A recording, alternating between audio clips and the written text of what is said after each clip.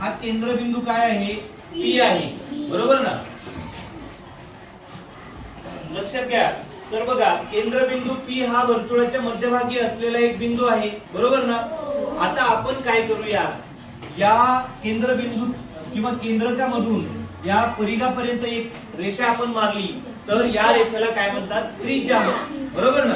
आता समजा या केंद्रकापासून इकडच्या बाजूला जी आपण रेषा मारतो, याला आपण नाव देऊया ए बी.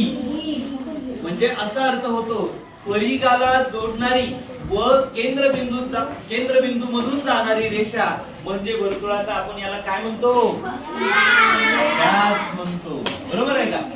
आता एक गोष्ट तुमच्या लक्षात आली का बघा, या ठिकाणी दोन त्रिज्या एकत्र आलेले आहेत बघा, म्हणजे त्रिज्या ए आणि पी, त्रिज्या पी आणि बी, बरोबर का?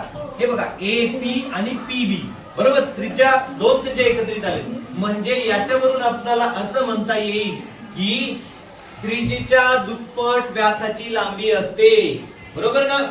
किंवा असं सुद्धा म्हणता येईल की व्यासाच्या निम्पट त्रिज्येची लांबी असते. बघा, व्यासाचे निम्पट म्हणजे समजा या व्यासाची लांबी जर या ठिकाणी 4 सेंटीमीटर असेल तर या त्रिज्येची लांबी किती असायला पाहिजे? 2 याची आणि 2 याची, 2 सेंटीमीटर समजा, किंवा जे काय असेल 2 सेंटीमीटर असेल किंवा मीटर असेल.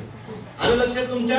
म्हणजे त्रिज्येच्या दुप्पट लांबी कशाची असते? व्यासाची. आणि व्यासाच्या निम्पट लांबी ही कशाची असते? त्रिज्येची असते.